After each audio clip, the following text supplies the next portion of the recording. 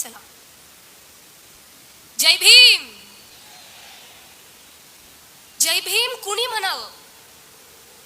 एखाद्या जातीत जन्माला आलेला आहे म्हणून मी जय भीम म्हणावं का? मी धर्म स्वीकारलेला आहे किंवा मी एखाद्या धर्मात जन्मलो म्हणून मी जय भीम म्हणावं का? मी जय भीम का म्हणावं आणि जय भीम कुणी म्हणावं? या भारत देशात असलेला प्रत्येक कामकरी, प्रत्येक शेतकरी, कुठला कामकरी, एक उदाहरण देते, जितक्याही मोठ्या मोठ्या बिल्डिंग्स या मुंबईमध्ये दिसतायत ना, त्याच्या बिल्डरच्या हाताखाली छोट्यातला छोटा मजूर जो जो काम करतो त्या प्रत्येकानं जय भीम म्हटलं पाहिजे. जय भीम कुणी म्हटलं पाहिजे? प्रत्येक मुलगी, प्रत्येक स्त्री जिला शिक्षणाचा अधिकार मिळालेला आहे, ज्या व्यक्तीने तिचं स्त्रीत्व फार मुळापासून समजून घेतलेलं आहे, असे असणारे बाबासाहेब आंबेडकर, अशा स्त्रीने, अशा प्रत्येक मुलीने जय भीम म्हणावं. जय भीम कुणी म्हणावं? ज्याही व्यक्तीवरती या संपूर्ण भारतामध्येच नव्हे तर या संपूर्ण जगामध्ये जिथे जिथे अन्याय होत असेल त्या प्रत्येक व्यक्तीने जय भीम म्हणावं. एवढा दरारा जय भीम या शब्दाचा असावा. म्हणून हात वर करून प्रत्येकाने बोलायचंय, जय भीम. डॉक्टर बाबासाहेब आंबेडकरांचा. अराजकतेच्या पार्श्वभूमीवरती मूर्तिमंत शिवराज्य उभं करणाऱ्या जिजाऊ मासाहेब, शेतकऱ्यांच्या मिरचीच्या देठालाही हात लावाल तर तुमचे हात कलम केले जातील, असे स्वतःच्या सेनेला बजावणारे छत्रपती शिवाजी राजे भोसले. सिंहाच्या जबड्यात घालून दात, मोजीन दात ही जात मराठ्याची, छत्रपती संभाजी राजे भोसले. शिव तुझे नाव ठेविले पवित्र, छत्रपती सूत्र विश्वाचे. छत्रपती शिवरायांना प्रेरणा देणारे, छत्रपती शिवरायांना शिकवण देणारे व छत्रपती शिवरायांचे खरे गुरु राष्ट्रसंत तुकाराम महाराज. कोणास न पिढी कमावले ते खाई, सर्व सुख देई आनंदात. हीच खरी नीती, मानवाचा धर्म, बाकीचे अधर्म ज्योती म्हणे. असे स्त्री शिक्षणाचा लढा पुढे नेणारे, प्रत्येकाला सत्य म्हणजे काय हे जाणून देणारे, सत्य शोधक याची जागृती करणारे महात्मा ज्योतिबा फुले. त्यांच्याच पावलांवरती चालत चालत स्त्री शिक्षणाचा लढा देणाऱ्या सावित्रीबाई फुले. इतकंच नव्हे, ज्यांच्यामुळे आज आपण सर्वजण इथे आबादित आहोत, उपस्थित. दगडाच्या मूर्ती देव नसून तुमच्या आमच्या देव आहे ही शिकवण देणारे राष्ट्रसंत गाडगे बाबा, ज्याच्यामुळे आज मी इथे उपस्थित आहे, ज्याच्यामुळे मी बोलू शकते. सूर्य कधी कुणाच्या तळहाताला झाकत नाही, हिमालय कधी कुणाच्या बापालाही वाकत नाही, आणि मी जे बोलते त्याला मला अडवायची कुणाची ताकद नाही. आणि ही ताकद मला मिळालेली आहे विश्वरत्न डॉक्टर बाबासाहेब आंबेडकरांमुळे. या सर्व महापुरुषांना मी प्रथमतः वंदन करते.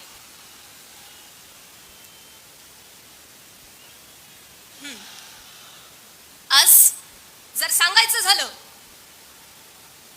तर काहीशे सोप्या सरळ ओळींमध्ये मी सांगते कशासाठी आपण इथे उपस्थित आहोत.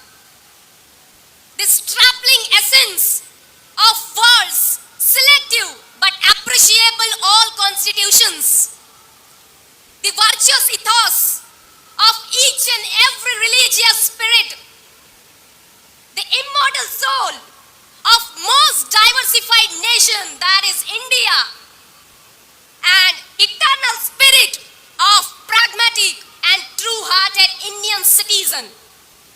म्हणजेच माहितीये काय, जगातल्या प्रत्येक निवडक व उत्तम उत्तम संविधानाचा सार म्हणजे भारतीय संविधान. जगातल्या सर्व धर्मांचा सत्य तत्व ज्ञानाचा सार म्हणजे भारतीय संविधान. विविधतेने नटलेल्या या भारत देशाची प्राण म्हणजे भारतीय संविधान. विज्ञानवादी, वास्तववादी व सत्य आचरणशील असलेल्या प्रत्येक भारतीय नागरिकांची ताकद म्हणजेच भारतीय संविधान. आणि याच भारतीय संविधानाच्या सन्मानानिमित्ताने, याच्या भारतीय संविधान सन्मान रॅलीच्या निमित्ताने श्रद्धेय बाळासाहेब आंबेडकर यांच्या नेतृत्वाखाली आज आपण सर्वजण इथे उपस्थित आहोत. म्हणून प्रथमतः मी त्यांना देखील वंदन करेन.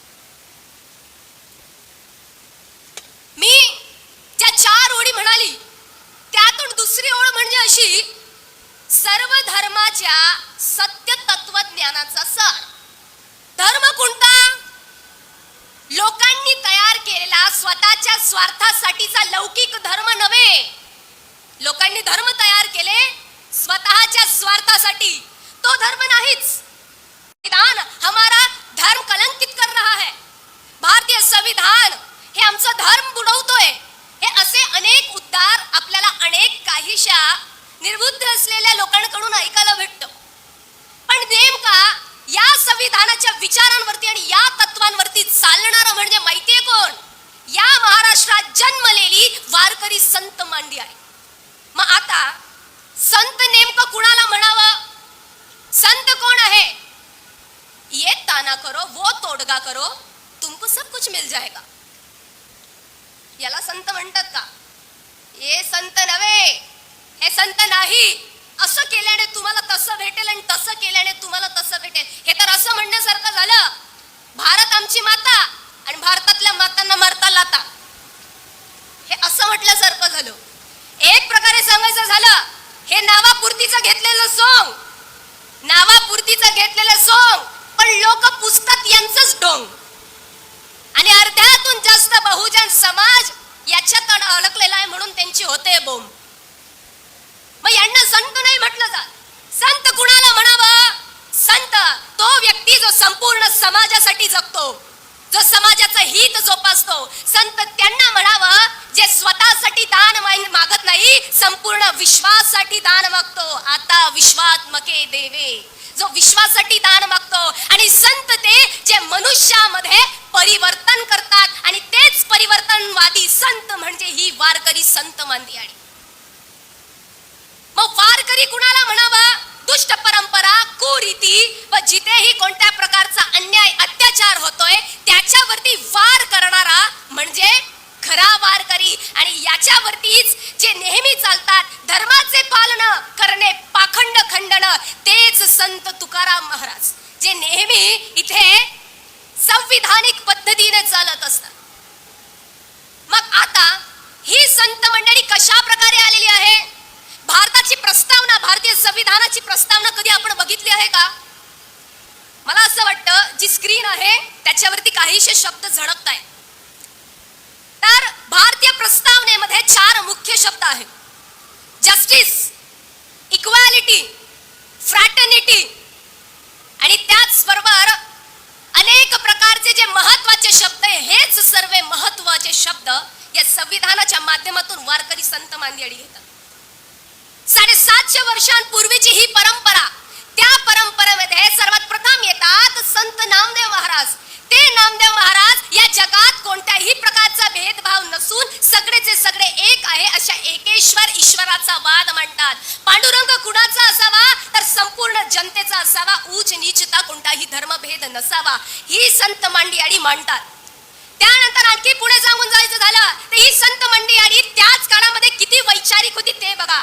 संत रोहिदासजी जे नेहमी जातीवादावरती प्रखरपणे वार करतात आणि काय म्हणतात? ऐसा चाहो राज में जहां मिले सबन को अन्न, छोटे बड़े सब सम बसई, रविदास रहे प्रसन्न. आर्टिकल 21. तुम्हाला जीवन जगण्याचा अधिकार आहे, प्रत्येकाला अन्न सेवन करण्याचा अधिकार आहे, सगळे समान आहेत, हा विचार मांडणारे संत रोहिदास. आणखी पुढे सांगायचं झालं संत चोखामेळा. ज्या काळामध्ये कुणी पुढाकार घेत नव्हतं, स्वतःला तुच्छ लेखत होता, आम्ही पुढे कसं जायचं, त्या काळामध्ये क्रांतीची ज्योत पेटवत संत चोखामेळा पुढे निघाले. कुणी रोखलं तरी सुद्धा मी पुढे चालणार आणि त्या पांडुरंगाचं दर्शन घेणार. का? तर वारकरी संत मांदियाळी ही त्यांच्या सोबत होती. कोण कोण होता आणखी संतांच्या मांदियाडीत आम्ही वारिका करू हजामत बारिका संत सेना नावी महाराज, कांदा मुळा भाजी अवघी विठाई माझी संत सावता माळी. आणखी पुढे सांगायचं झालं तर याच संत मांदियाडीमध्ये महिला संतांचं अग्रगण्य स्थान. संत जनाई माहितीये काय म्हणतात? डोईचा पदर आला खांद्यावरी, भरल्या बाजारात जाईन मी. माझा पदर जरी खाली आला, कोणी मला हजारो लोकांनी जरी टोकलं तरी मी बंड करून समाजात जाईल. ही बंड करण्याची ताकद या वारकरी संत मांदियाडीमध्ये होती. मग ती संविधानाशी संलग्न कशी काय आहे, कशा पद्धतीने आहे? तर बघा, संतांनी व्यक्त केलेले आहेत स्वतंत्रपणे स्वतःचे विचार स्वतःच्या अभंगांमधून. तर हेच आपल्याला सांगतं article 19, freedom of speech and freedom of expression. आम्हाला कशाचा अधिकार आहे? आम्हाला बोलण्याचा अधिकार आहे, आम्हाला आमची मतं मांडण्याचा अधिकार आहे. हे व्यक्त करतं संतांचे अभंग सुद्धा, की त्यांनी निर्भीडपणे त्यांचे अभंग मांडले.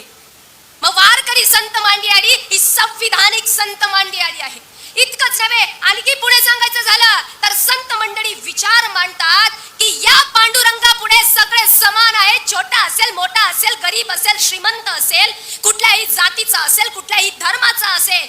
आर्टिकल 14, इक्वॅलिटी बिफोर लॉ, कायद्या पुढे सगळे समान आहेत. हे संविधानाने अधिकार दिला. तोच अधिकार ही संत मांदियाडी सुद्धा तिथे मांडते की या देवाच्या पुढे तर सगळे सारखेच आहेत.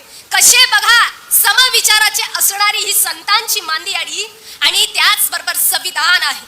आणखी पुढे सांगायचं झालं, संत जनाई बंड तर करतात, संत मुक्ताई नामदेवरायांना उपदेश देतात, ज्ञानोबरायांना उपदेश देतात, त्याचबरोबर 1400 वर्षाचं तप केलेल्या चांगदेवाला उपदेश देतात. हे काय संदेश देतो आपल्याला? की इथे स्त्री पुरुष समान आहे. आणि त्यालाच म्हटलं गेलं आहे article 15, prohibition of discrimination on grounds of religion, caste and gender. Gender म्हणजेच काय? लिंगाबद्दल कोणीही भेदभाव करणार नाही. संविधानाच्या बरोबरीतच असलेली ही संत मांदियाडी जी सर्वांना समान मानते. आणखी पुढे सांगायचं झालं, ही संतांची मांदियाडी संत नामदेवांपासून तर संत शेख मोहम्मद यांच्या पर्यंत कशा पद्धतीने समान आहे. तर इथे कुठल्याही प्रकारचा भेदभाव कसा नाही. संत चोखा मेळा वारीमध्ये निघाले आणि त्या वेळेला अस्पृश्यता ही फार जोरदार पद्धतीने मानली जायची. आणि वारीला निघालेले असताना संत चोखा मेळा भजन म्हणत म्हणत जातात, जोहार मायबाप जोहार, तुमच्या महाराजचा मी महार, असे उद्गार करतात. आणि असंच अभंग म्हणत म्हणत माहितीये काय म्हणतात? हे देवा, माझ्याने तू वाटणार तर नाही ना? तुझा भजन करणारे जे संत आहे त्यांना जर मी स्पर्श केला तर ते तर वाटणार नाही ना? हा विचार करत संत चोखा मेळा नामदेवरायांच्या भेटीसाठी गेले आणि नामदेवरायांचा एक हात दूर होऊन खाली पाया पडण्यासाठी संत चोखा मेळा वाकले. त्यांच्या मनात प्रश्न होता, मी तर अस्पृश्य आहे, संत नामदेव महाराज माझा स्पर्श कस काय सहन करतील, म्हणून मी दुरून चरण स्पर्श करतो. परंतु संत नामदेव महाराज काय करतात? स्वतःच्या दोन्ही हातांनी चोखा मेळांना उभा करतात आणि घट्ट असं आलिंगन देतात आणि म्हणतात, इथेच सगळा भेदभाव संपला. कोणीच अस्पृश्य नाही, कोणीच महान नाही, सगळे समान आहेत. फक्त विचार शुद्ध असण्याची आवश्यकता आहे. याच विचारधारेला धरून चालणारी ही संपूर्ण संतांची मांदियाडी आहे. आणि हेच संविधानामध्ये आर्टिकल 17 सांगितलं आहे, अबॉलिशन ऑफ अनटचेबिलिटी. कशा पद्धतीने संविधानामध्ये मांडलेले जे विचार आहेत हे भेटले की तुम्हाला भेटतो जस्टिस म्हणजे न्याय. आणि हेच संतांच्या मांदियाडीत सांगितलेलं आहे की संत हे सगळे तत्व पाळतात आणि संतांकडे न्यायच आहे. मग maturity is when you will understand, Warkari हे पुराणमतवादी नाहीत, वारकरी हे संविधानवादी आहे. संविधानाला धरून चालणारी ही संपूर्ण वारकरी मांदियाडी आहे. ही संपूर्ण मांदियाडी आहे. हेच आपण सर्वजणांनी प्रत्येक व्यक्तीने लक्षात घ्यायचं आहे. आणि जो अधिकार आज आपण म्हणतो तेच तुकोबाराय म्हणतात, सकळासी येथे आहे अधिकार. प्रत्येकाला इथे अधिकार आहे. जाता जाता एकच बोलेल, किसी को पैसों का अभिमान तो किसी को अंधे धर्म का अभिमान. किसी को पैसों का अभिमान तो किसी को अंधे धर्म का अभिमान. लेकिन इन्हें नहीं पता, लेकिन इन्हें नहीं पता सत्य, त्याग, प्रेम और न्याय से युक्त है हमारा भारतीय संविधान. पुन्हा एक वेळेस जय भीम, जय शिवराय.